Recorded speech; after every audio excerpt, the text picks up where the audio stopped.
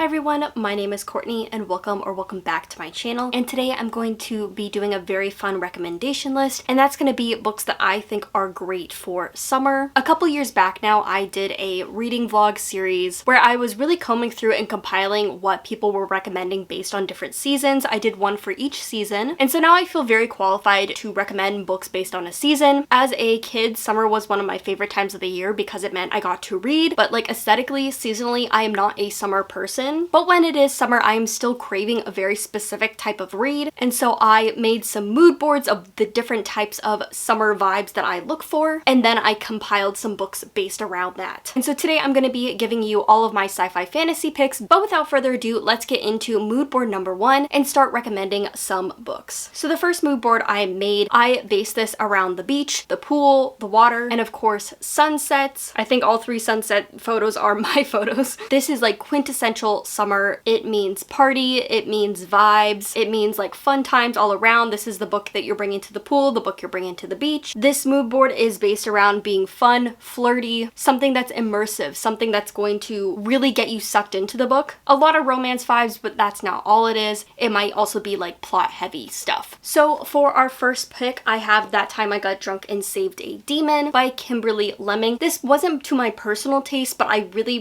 respect this book. It's about our main character Cinnamon, who lives in a pseudo-medieval world. She lives in a small town and she is a spice farmer with her family. In this world, there are these young people that are called to be the saviors, and Cinnamon doesn't want anything to do with that, but one day these demons that they are fighting against come down and she gets involved with one, and from there they are discovering like the mysteries behind what she's always been told about the savior and her world. And this is silly, it's fun, it's flirty, it's a romantasy, and it is very anachronistic and very purposely done so. So while this book wasn't necessarily for me personally, I really appreciate what Kimberly Lemming was doing here because she stuck to her guns and she was very conscious that she was making it very anachronistic with the language, with the dialogue. And so while that might not be for everybody, it was very intentional in this book. So yeah, if you're looking for a fun romantasy, this is the one I would recommend. Again, I didn't love it. I thought it was fun, but just not my favorite thing ever. But I feel like it fits the pool, beach vibes perfectly. The next book I have for fun and flirty is going to be The Weird Sisters, or just anything by Terry Pratchett. Terry Pratchett is a satirical fantasy author, and his books are just very ridiculous and over the top and fun. They are very poignant and pointed as well, but at the end of the day, they're just such a fun ride. And so this is perfect if you need a laugh, if you need that dry British humor. And I recommend the Witches series because it's the series I've been reading but really enjoying, and it is basically about these 3 witches. They represent the mother, maiden, and crone, but of course they kind of push against these boxes and definitions, and it's just a really good time. Highly recommend Terry Pratchett. And for a more immersive, plot heavy, but still a lot of romantasy, I have A Marvelous Light by Freya Marksey, and this is Edwardian, almost turn of the century in England, wherein there are people that can use magic, and our main character kind of gets involved in that world on accident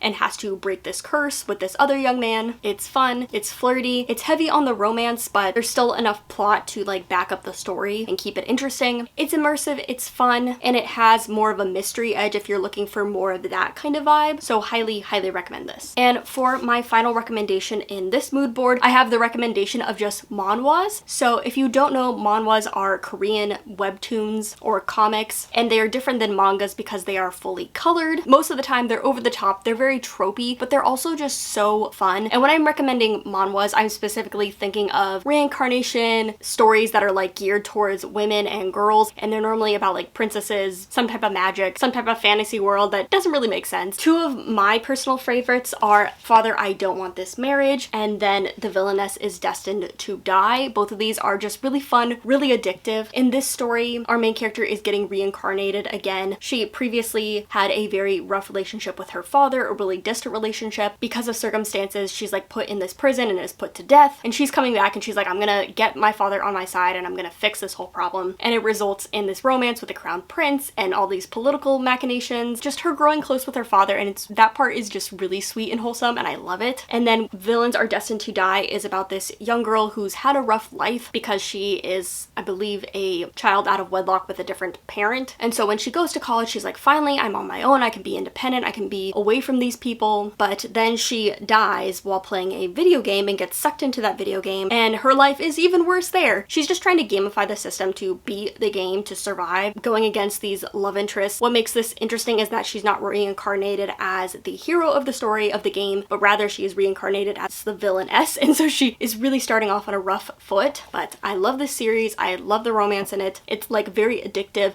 and it is a darker tone if you're looking for that. Both of these I would say have a darker edge to them. I'm really about like villainess stories, particularly when the main character is dealing with a lot, so be warned, that's kind of my taste. Going into mood board 2, we have the adventure mood board. So now that we've had the fun silly times, we're gonna be going into the ideas of adventure, of travel, books that take us to different locations. Thinking of deserts, I'm thinking of arid climes, I'm thinking of tropical locations, I'm thinking of pirates and pirate ships, the idea of travel. So basically epic fantasies that are transportive and interesting. So for my first book, I have Foundry Side by Robert Jackson Bennett. His newest series is getting a lot of attention, but I highly recommend this trilogy. This first book is just fun and action forward. It's about our young character who can kind of converse with objects in this world, and these magical objects that she's conversing with kind of have like otherworldly abilities, but they are not sentient until she comes across this key that is. So there's a unique magic system, there's really interesting fun characters. This series gets very dark, especially into the third book, as a lot of fantasy series do, but this first book is just so fun. It's heisty. Really love this series, especially this first book. Going into pirates, I think we need more pirate fantasy. I will recommend the one that I have read and loved, and that's going to be The Adventures of Amina al-Sarafi by Shannon Chakraborty, and this is the first in a series. I feel like this is a very good first book in a series because it could kind of act as a standalone, but in this book we have a pirate who has since retired. She's kind of living in not great circumstances, but she's trying to be better, especially for her kid. A job comes along and it's something she can't refuse because of how much money it's going to be worth, but of course it gets her into a slew of other complicated issues. This is told to us by like a narrator. It's kind of told in a travel journal style, and I love that framing. I think it works really well, especially in audiobook. It's really fun how they narrate it, but again, it's fun. You have a bunch of older characters going on this pirate journey. I wanted a little bit more open seas, and I think we'll get that in later books in the series, but this first one, again, action forward, plot heavy, but the characters are still really fun and enjoyable to read, and I really love this book. The next book I have is Empire of Sand by Tasha Suri. I have since read Tasha Suri's other fantasy series, and I will say she is just not my favorite author. I think she writes really compelling characters and really compelling relationship dynamics, but I feel like her worlds never get fleshed out entirely for me, especially because they rely so heavily on religion that never gets explained. And I feel like because she works with a lot of characters that are living in oppressive societies, she really struggles to have those characters enact plot instead of having things happen to her characters. But I will say, of her two series, I do like this book a lot better than the Jasmine Throne series. I'm sorry, just wasn't my favorite, but I still have a lot of fondness for this series because it's romantasy, but it still has a intriguing plot and intriguing mysteries, interesting world. But our young character has grown up as a princess or this high nobility, but because of her mother and her race, she's kind of ostracized by her step-parent and just kind of seen as a political pawn and just undesirable because of her dedication to this religion. She ends up having magical abilities and so is swept away into this arranged marriage with this like cold, very severe man, but he ends up just opening up and being very warm and sweet towards her, and it's them trying to figure out their situation, how to get out of it, and also just like working with this magic that they have. Again, this is not like a perfect book for me, but I really did enjoy it. It was really fun. This is one of the books that I originally read for my series when I read summer books, and it just really fits that vibe, not just because it's a desert fantasy, but because it's immersive, it's transportive, it has fun characters, but it also has plot that'll keep you interested outside the characters and their relationship dynamic. Highly recommend this. Again, Tasha Suri isn't really for me personally, but I can see why a lot of people really enjoy her, and I still recommend her books. And this next book is going to be in the middle between this mood board and the next one, but I decided on putting it in this mood board, especially this first book, and that's going to be Axiom's End by Lindsay Ellis. This is a science fiction novel taking place in the early to mid 2000s, and it's basically about our young girl Cora who's struggling. She's just graduated, life sucks. She has this father that is involved in like conspiracy videos and stuff online, and her life gets a lot more chaotic when aliens come down to Earth and she is the one that is interacting with them and translating for them. This first book especially is like very plot heavy, very blockbuster feeling, very much like alien invasion story. And Lindsay Ellis has talked about loving movies like Independence Day, Men in Black, and so this has a lot of those inspirations. The series gets really dark dark and chaotic as it goes on. It gets more intense and more thought-provoking, but this first book, really great entry if you're looking for like a fun summer adventure story, and I really like this series, so I highly recommend. So getting into our final mood board, we have Intensity, and for me that is like the kind of end of summer, beginning of fall. It's hot,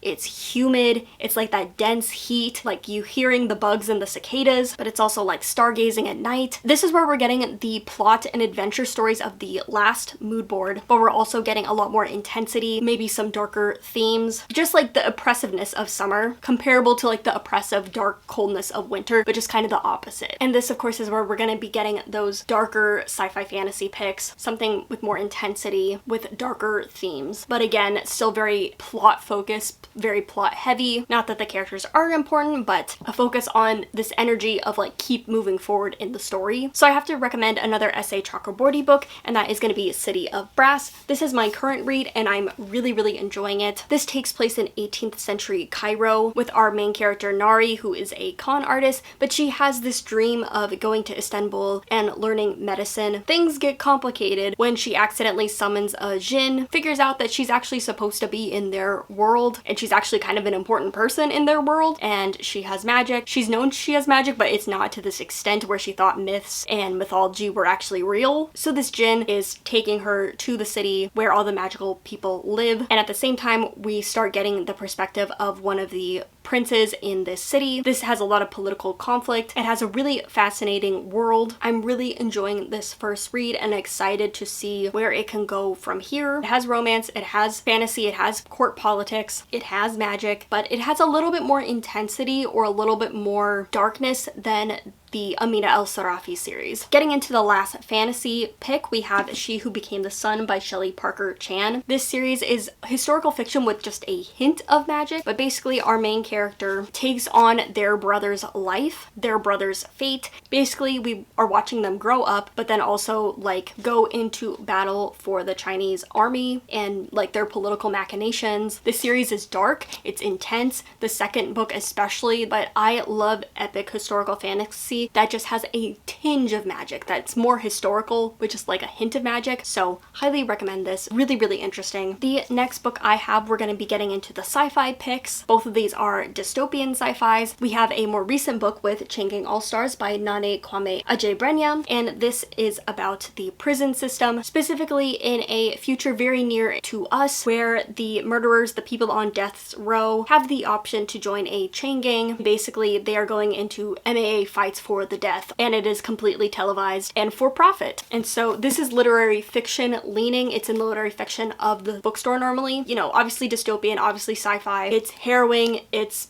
just as intense as it sounds, but it's so thought-provoking, so interesting, so again immersive. It's multi-POV, but at the center we have these two women who have been sentenced together, who have been on the chain gang together and have grown a relationship with each other, and this is just, it's fantastic. It's again intense. I would definitely look up warnings if you need those kind of warnings, but it is really good. And for our final summer author, I have Octavia Butler, and I'm specifically going to be recommending Parable of the Sower, but everything I've read from her I feel like is very good summer read. So Parable of the Sower is a dystopian, and this was written in the 90s, but it very much is paralleling what we have now, and it's about a young girl who is seeing just the chaos and horror around her as like this military Christian fascist president rises up, seeing the fires and chaos and crime around her in Los Angeles, kind of making her own religion, and it's her diary entries of her living and surviving, but also like making this religious text. So you have that high intensity, you have her on the run, but it is more introspective. And all of Octavia Butler's work is really high intensity, it is very thought-provoking, but it is worth the read. She is so worth the read, and this just happens to be one of my favorites that I love to recommend. Okay, those are all the books that I have to recommend for our summer mood boards. Do you think there is a summer vibe that I'm missing here? Would you like to see this for more seasons? Maybe it's time to return and do some more reading vlogs where I read for the summer, where I read for the different seasons. Let me know. But thank you so much for watching. I'll see you guys later, and happy reading.